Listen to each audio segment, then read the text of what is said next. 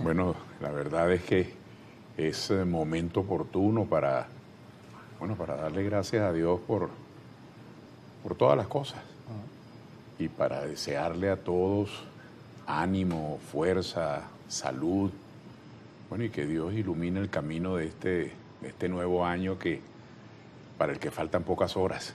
Así que felicidades para todos. Estamos cerrando un año que en términos políticos ha sido bien, bien acontecido, un año en el que vimos elecciones y que el último trimestre ha estado marcado por una coyuntura política y que antes de entrar ahí hablamos de eso, de la geopolítica y de cómo todos estos temas de conflictos del mundo nos parecían muy lejanos y que hoy, bueno, somos parte, ¿no? de todo un entramado internacional que tiene que ver precisamente con tema de recursos, que tiene que ver con tema de alineaciones políticas y cómo, por supuesto, esto que parecía lejano para el venezolano hoy está marcando su cotidianidad, porque lo que está pasando en el Mar Caribe, lo que está pasando con Venezuela, lo que pasa con nuestra industria, al final también repercute en el día a día del venezolano. Cuando hablábamos de las sanciones, siempre se ponía en duda por parte de un sector que las sanciones no afectaban a la gente, que las sanciones eran para el gobierno, que eran para funcionarios, y la verdad es que sancionar a la fuente de más del 90% de las divisas es sancionar al país. Así como hoy bloquear de manera abrupta y además unilateral el mar de Venezuela y decidir secuestrar buques en el Mar Caribe que vienen con petróleo venezolano también afecta a los venezolanos. Es decir, estamos frente a una coyuntura que tiene que interesarle además a todo el país. Qué tema tan exigente y tan pertinente, porque tiene que ver con nosotros desde todo punto de vista. Pongamos, Carlos, las cosas en un contexto más cercano. En las Naciones Unidas se congregan 192 países, estados que están representados. Y de esos estados, la potencia militar, la potencia financiera, económica, tecnológica, más notoria y que ejerce su poder, son los Estados Unidos de América. Bueno, nos tocó a nosotros que de esos 192 países, este sea un país que está en nuestro hemisferio.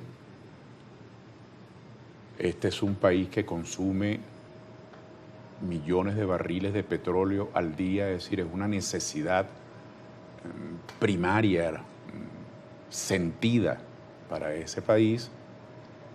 Y es un país que tiene una política de seguridad, una política de protección, como ellos la conciben, que se basa en el control de todo el entorno, de todo el hemisferio. Y allí es donde comienzan los problemas, porque hemos tenido en las relaciones internacionales en las últimas décadas, ha habido políticas de buena vecindad, ha habido políticas de acuerdos, de entendimientos, pactos regionales, así como la Unión Europea, que es un ejemplo clásico. Hemos tenido también en América, en África, en Asia, otros pactos regionales.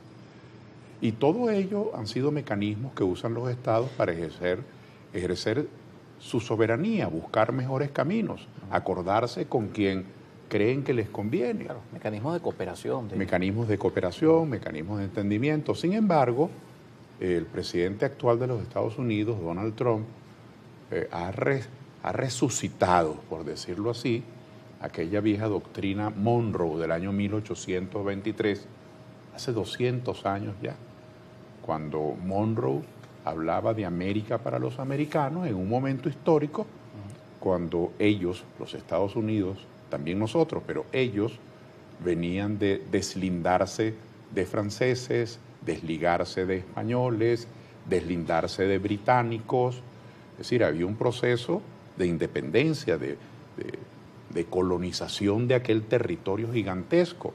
Nosotros veníamos también, nosotros digo los países del resto del continente, de Sudamérica, después los de Centroamérica, veníamos de un proceso no similar, pero un proceso que tenía en común la ruptura con las monarquías europeas la ruptura con la metrópolis europea, de tal forma que quizás algunos entendieron erróneamente que cuando Monroe hablaba de América para los americanos, quizás algunos creían que se refería a todos, no, se refería de América para ellos. Y Trump ha reeditado esa doctrina con un concepto colonialista.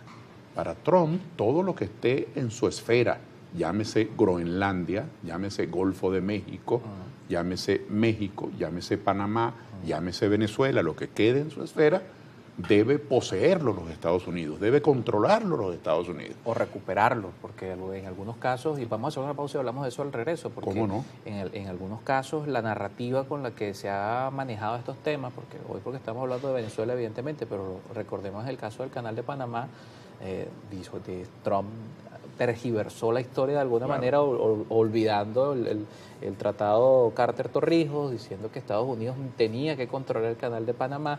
Y así como eso, bueno, lo que estamos viendo hoy que ocurre con el petróleo, que Estados Unidos dice que el petróleo venezolano les pertenece y que la nacionalización le robó sus derechos y que no descansarán hasta que recuperen el control de estos recursos, que por supuesto es una manipulación de la historia, de cómo